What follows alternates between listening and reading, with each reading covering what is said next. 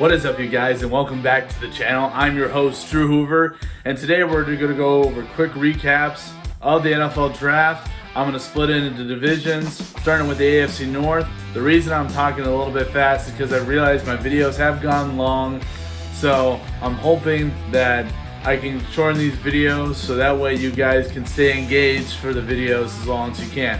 Let's get right into it. AFC North, and I'm going to start with the Pittsburgh Steelers right here. And for the Pittsburgh Steelers, I give them an A- for their efforts. First of all, I love the Najee Harris pick.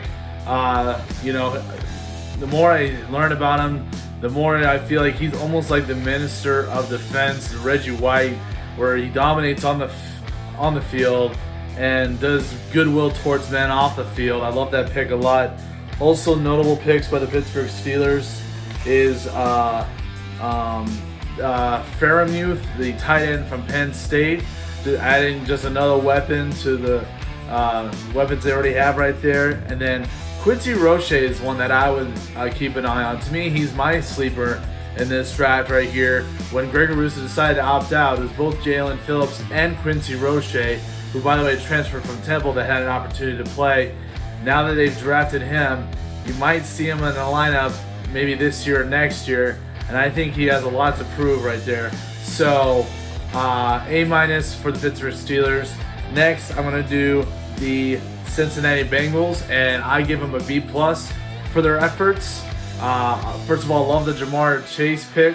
It would have been, they could have picked an offensive lineman, and they would have, been happy with that pick.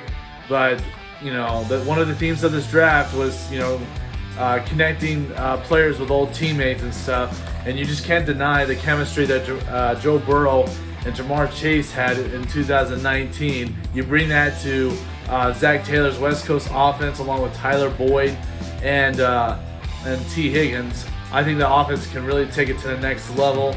Also notable picks for the Cincinnati Bengals.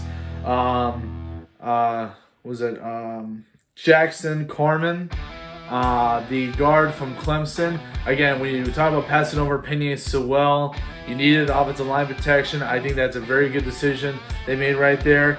Also, Joseph Osai and Cameron Sample. I'll put those two together because even though they had defensive ends, they had their starters, Sub Hubbard, and the signing of Trey Hendrickson from New Orleans, they still got depth at the defensive end position.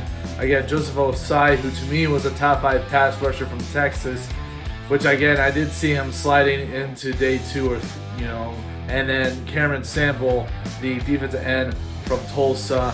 So they got a lot of good players right there, and obviously it's going to be very competitive in the AFC North. I still think they're going to end up last, but I don't know. We'll see what happens. Next, I'm going to do the Cleveland Browns right here, and I give them an A+. And the reason I do that is because when I say the phrase, they don't have a lot of needs entering the NFL Draft, usually that was said of the Tampa Bay Buccaneers, who, like I said, signed all their starters back from last year, and the Cleveland Browns, when you talk about, especially when they signed Jadeveon Clowney to be a counterpart to Myles Garrett, you wondered what this team could do to fill the needs, and this team got 10 times better in the NFL Draft. You talk about the first 2 picks were steals. Greg Newsome, the second, some people consider it a top 15 pick, slipped to number 26. A guy that can play man, play every zone, play run support.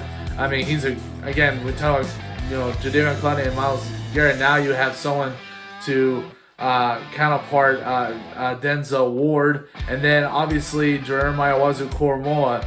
To me, again, my best linebacker in this draft, who somehow slipped to number 52. I did hear that there was a medical report about possibly a heart issue, which is why he slid down there.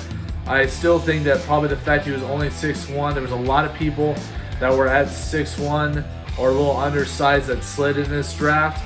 But I think Jeremiah owusu-koromoah, like I said, if you watch my needs for the AFC North, is going to be a guy that's going to be there for the next 10 to 20 years as an all-star linebacker. Also notable picks by the Cleveland Browns. James Hudson, the tackle from Cincinnati.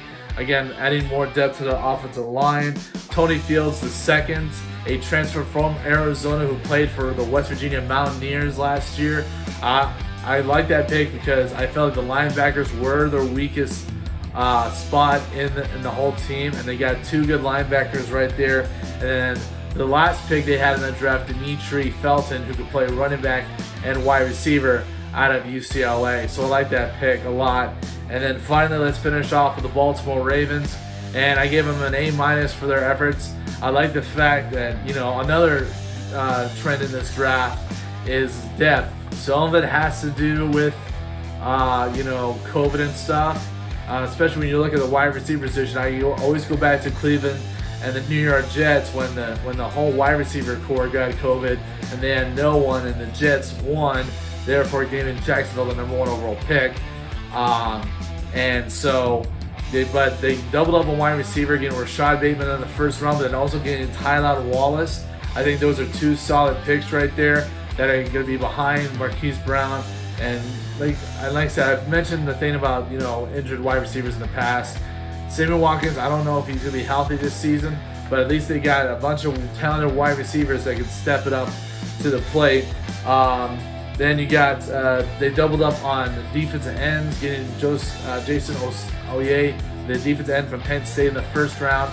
And then towards the end of the draft, getting Dalen Hayes, the defensive end from Notre Dame. And then they even doubled up on cornerbacks. They already had the best cornerback tandem in the NFL draft. And yet, in the NFL with Marlon Humphrey and Marcus Peters. And yet, they doubled up on cornerbacks, getting Steffens, the cornerback from SMU, and then Wade, the cornerback from The Ohio State University. So, man, I'm going to give when I give my grades, I'm going to give my prediction of what's going to be the end result here. So, to me, when I look at these four teams and how they build, man, this is going to be the toughest year. This is going to be the toughest division to win out of all the divisions. And there's going to be a lot of divisions that will be more competitive than years past.